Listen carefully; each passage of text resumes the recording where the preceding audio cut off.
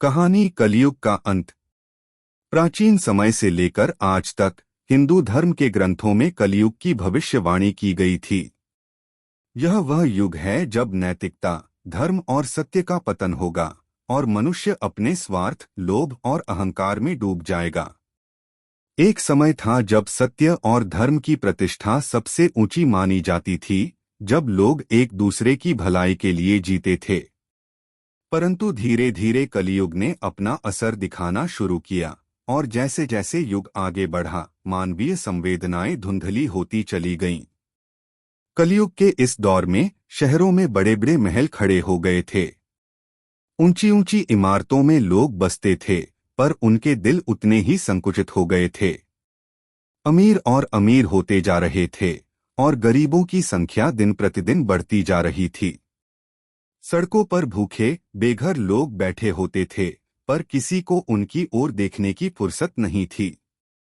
लोग अपने काम, अपनी संपत्ति और अपनी इच्छाओं में इतने व्यस्त हो गए थे कि उन्हें दूसरों की परेशानियों से कोई मतलब नहीं था। धन दौलत का ऐसा चमत्कार फैला कि इंसान ने रिश्तों और भावनाओं को पीछे छोड़ दिया।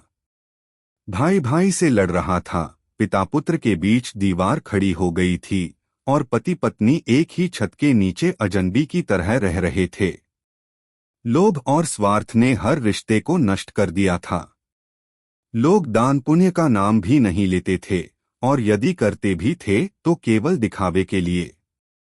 मंदिरों में सोने चांदी के चढ़ावे होते थे, लेकिन गरीब आदमी की भूख और उसकी बदहाली को कोई नहीं देखता था। आपके लिए कलियुग में सबसे बड़ा परिवर्तन यह था कि लोगों ने सत्य को छोड़कर झूठ को अपनाना शुरू कर दिया। छलकपट, धोखाधड़ी और भ्रष्टाचार समाज के हर कोने में फैले हुए थे। जानने के बाद अधिकारी रिश्वत लेते थे, व्यापारी धोखेबाजी करते थे और लोग अपनी स्वार्थ पूर्ति के लिए किसी भी हद तक जा सकते थे। गरीबों के साथ अत्याचार बढ़ते गए और न्याय केवल अमीरों के लिए रह गया। जो भी कमजोर था उसे कुचल दिया जाता था। धर्म का पतन भी साफ दिखाई देता था। यज्ञ और पूजा केवल दिखावे के लिए रह गए थे। लोग अपने कर्मों से ज्यादा अपनी भक्ति का प्रदर्शन करने लगे थे। उन्होंने कर्मयोग को त्याग दिया था और भोगविलास की ओर बढ़ गए थे। मंदिरों में भी अब व्यापार हो रहा था और भगवान की भक्ति के नाम पर लोग अपना स्वार्थ साधने लगे थे। परंतु जैसा कि हिंदू धर्म में कहा गया है, हर युग का अंत होता है। कलियुग का अंत भी निश्चित है। कहा जाता है कि जब पाप और अधर्म अपने चरम पर पहुंच जाएंगे, तब भगवान विष्णु अपने 10वें अवतार कल्कि के रूप में प्रकट होंगे। ऐसी कथाएं आपके कल्कि अश्व पर सवार होंगे और तलवार उठाकर अधर्म और पाप का अंत करेंगे। उन लोगों का नाश होगा जिन्होंने मानवता का पतन किया है, जिन्होंने गरीबों और कमजोरों पर अत्याचार किया है। और इस महायुद्ध के बाद एक नया युग आएगा, सत्ययुग, जहां फिर से धर्म, सत्य और न्याय की स्थापना होगी। कलियुग का अंत केवल भगवान के अवतार के द्वारा ही नहीं होगा, बल्कि यह उन लोगों के द्वारा भी होगा जो अभी भी सत्य, धर्म और न्याय में विश्वास रखते हैं।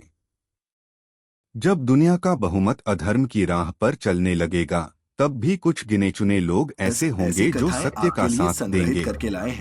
वे लोग कलियुग के अंधकार में भी उम्मीद की किरण बनकर उभरेंगे। समय के साथ जब पृथ्वी पाप से बोझिल हो जाएगी, तब कल्कि अवतार इस दुनिया को शुद्ध करेंगे। उन्होंने आने का वचन दिया है और वह समय निकट आ रहा है। लोग इसे भले ही अनदेखा कर रहे हों, परंतु उनके कर्मों का हिसाब जल्द ही होगा। अमीर, गरीब, राजा, रंक, हर किसी को अपने कर्मों का फल मिलेगा। कलियुग के इस अंधकार में भी धर्म की जीत होगी और एक बार फिर से सत्ययुग की स्थापना होगी। लेकिन क्या इंसान तब तक जागेगा? क्या लोग कल की अवतार के आने से पहले ही अपनी गलतियों को समझेंगे, या फिर वे इस पतन के अंत तक अपने स्वार्थ में डूबे रहेंगे? यह सवाल आज भी अनुत्तरित है, परंतु एक बात निश्चित है, कलियुग का अंत निकट है और जो इस युग के अधर्म में शामिल हैं, उनका नाश निश्चित है। ऐसी कथाएं इंसान आपके ने लिए अपने संग्रहित स्वार्थ, करके लाए हैं, लोभ और जिन्हें अहंकार देखने और में जो जानने के रास्ता बाद चुना है आपको भी वही उसके अंत का कारण बनेगा। जो गरीब और असहाय लोगों की ओर मुंह फेर लेते हैं, जो अपने धन और ऐश्वर्य ऐसी में खो कथाएं जाते आपके हैं, लिए वे संग्रहित करके कलयुग लाए के हैं, पतन का जिन्हें हिस्सा हैं। देखने और जानने के बाद आपको परंतु भी जो सच्चे धर्म को मानते हैं, उन्हें कल की अवतार का साथ मिलेगा और वे नए युग का प्रारंभ करेंगे। यह कहानी केवल एक भविष्यवाणी नहीं है, यह एक चेतावनी है। कलयुग का अंत होगा और यह इंसान के ऐसी कर्मों कथाएं के आपके आधार लिए पर तय संग्रहित करके करेगा लाए हैं, कि कौन जिन्हें उस अंत देखने के और बाद भी जानने के जीवित बाद रहेगा आपको और भी कौन नहीं।